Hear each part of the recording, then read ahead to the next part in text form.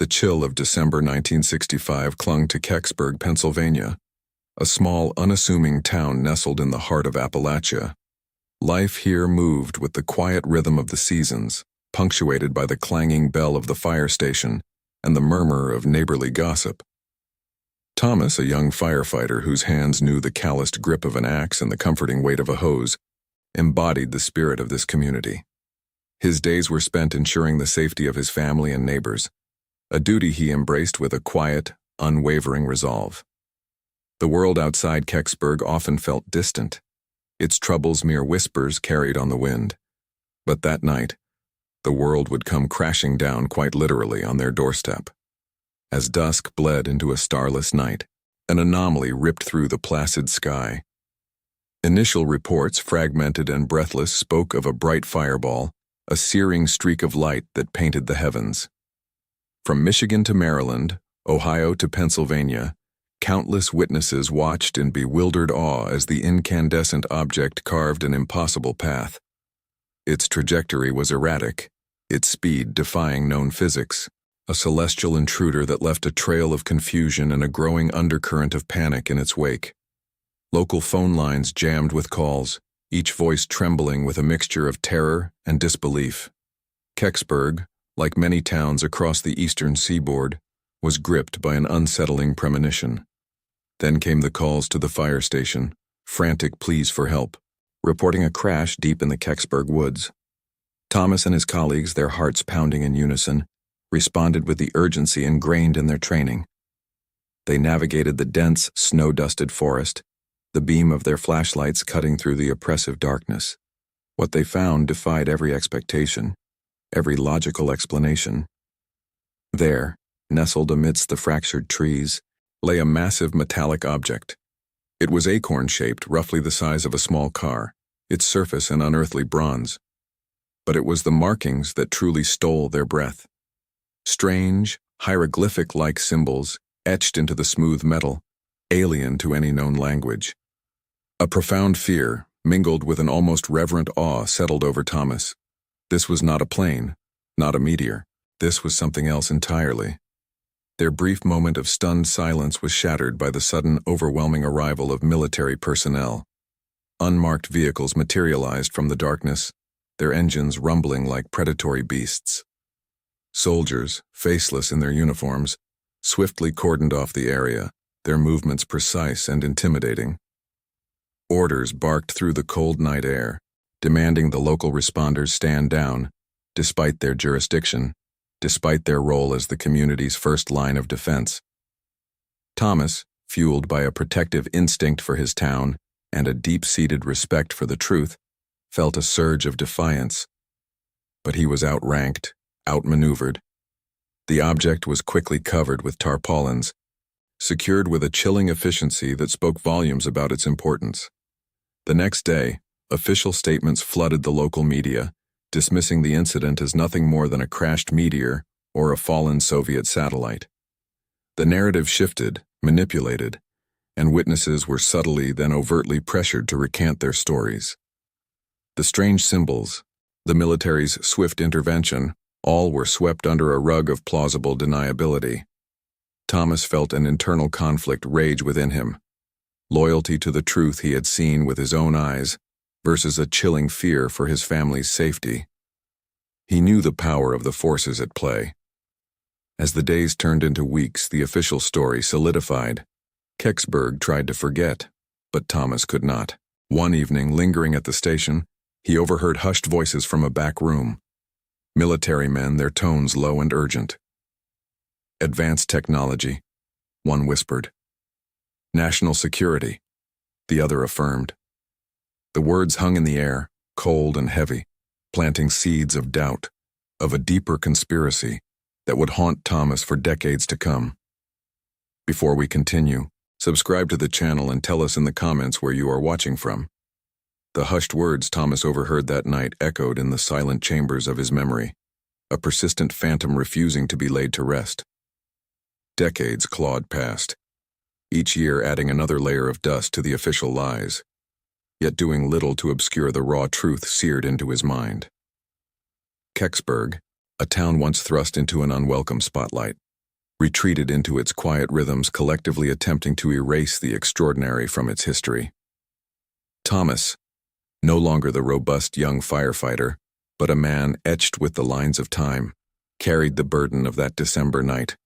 His family, though never directly speaking of it, held a subtle discomfort whenever the topic of strange lights or unexplained phenomena arose, a testament to the unspoken agreement that some secrets were best left buried.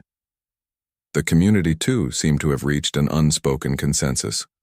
What happened, happened, and life moved on. But for Thomas, moving on meant living with a ghost. The silence, initially enforced by fear and intimidation, slowly transformed into a gnawing frustration. He began a quiet, almost clandestine investigation of his own. He meticulously collected faded newspaper clippings that contradicted themselves, their headlines shifting from meteorite to satellite with unsettling ease. He listened to hushed whispers in the local diner, piecing together fragments of memory from those who, like him, had seen something that night. He sought out other original witnesses, finding solace and confirmation in their shared experiences of subtle threats, unexplained phone calls, and the lingering sense of being watched. Their eyes, like his, held the same haunted look, the same unresolved questions. The official narrative, designed to soothe and dismiss, instead inflamed his deep-seated need for truth and justice, not just for himself, but for his community, whose collective memory had been so callously manipulated. It was during one of these quiet, solitary quests for information that a new ally emerged, seemingly by chance. Sarah, a young, tenacious investigative journalist, arrived in Kecksburg like a fresh breeze, her eyes alight with a curiosity that Thomas had not seen in years. She had been drawn to the Kecksburg story by an anonymous tip, a cryptic message hinting at a deeper conspiracy.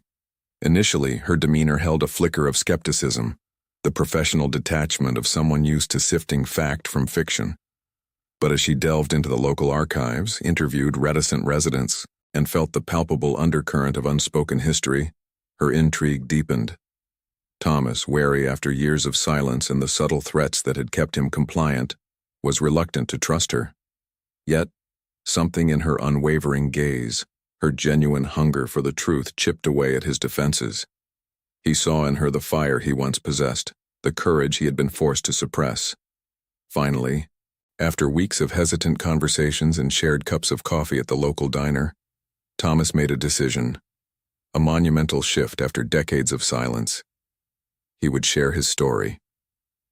In the quiet sanctity of his living room, surrounded by shadows that danced with the flickering firelight, Thomas recounted the night in vivid, agonizing detail.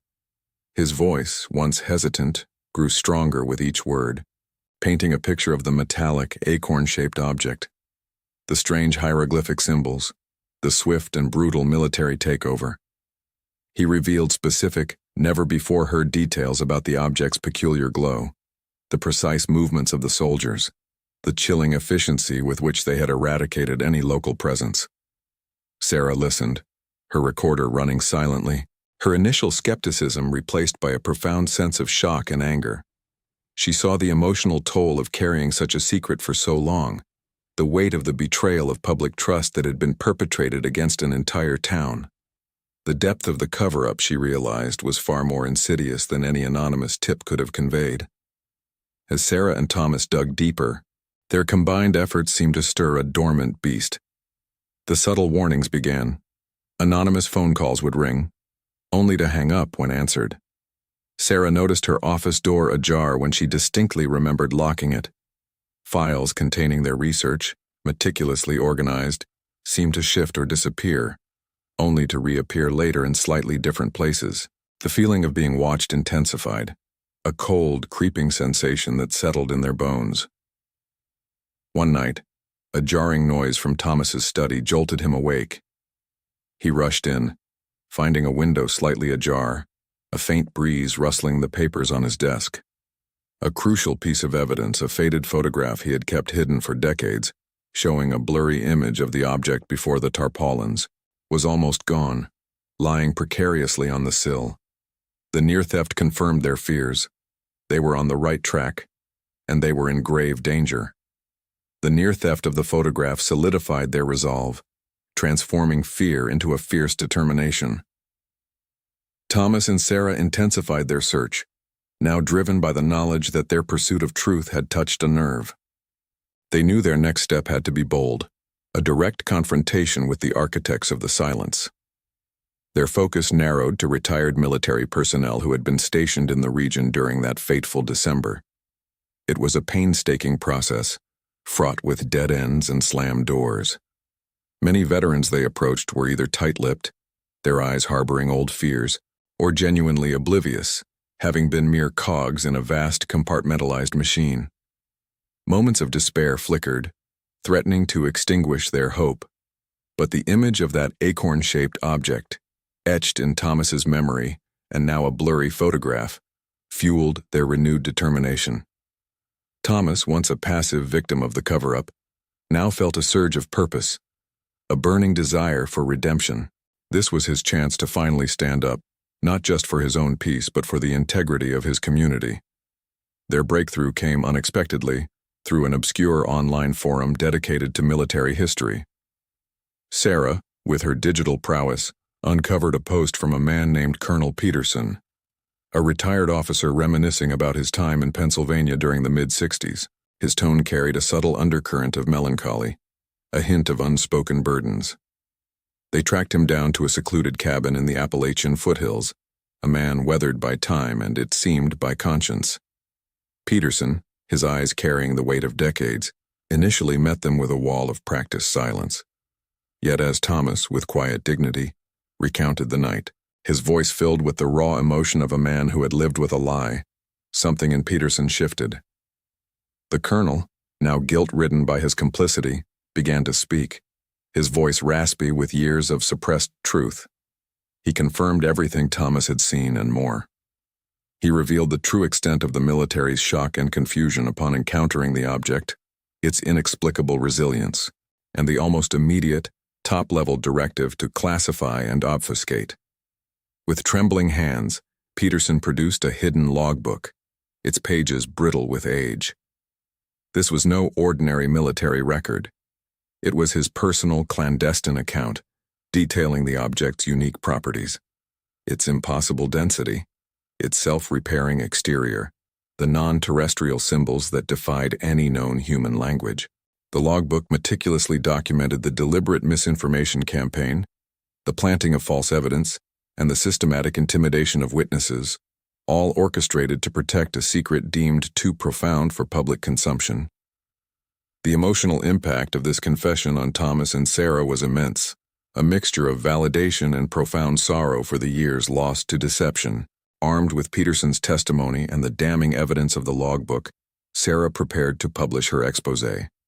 Her superiors, initially cautious, succumbed to the irrefutable evidence and the sheer weight of the story. Thomas, despite the monumental risks to his quiet life, agreed to go public, his resolve unshakable. The truth, he declared, was no longer his to keep. The press conference was a tense affair, held in a packed auditorium, cameras flashing, reporters clamoring. Thomas, his voice clear and steady, stood beside Sarah, who, with a calm authority, presented their findings, displaying copies of the logbook entries and the authenticated photograph. The initial reaction from official sources was predictable. Swift, categorical denial, accusations of sensationalism and conspiracy theories. But the evidence was too compelling, the witnesses too credible. The world reacted with a seismic jolt. Widespread debate ignited, reigniting interest in the Kecksburg incident, transforming it from a local legend into a global enigma. For Thomas, there was a profound sense of peace, a quiet vindication after decades of carrying the burden. He faced scrutiny, of course, but it was overshadowed by the outpouring of support and recognition. His community, initially divided, slowly began to embrace their unlikely hero, a quiet pride replacing the old discomfort. Sarah's career was undeniably defined by her courageous reporting, cementing her reputation as a truth-seeker. While full official acknowledgement of the object's non-terrestrial origin never fully materialized, the truth, in its essence, was out. Thomas, looking out over the familiar, tree-lined hills of Kecksburg, felt a deep satisfaction. He had fulfilled his duty not just to his community but to the truth itself. The Kecksburg woods, once just a backdrop to ordinary lives, now stood etched in history as the site of an extraordinary, still partially unexplained event, a testament to the power of individual courage against overwhelming odds, leaving a lasting sense of wonder and the enduring mystery of the skies above.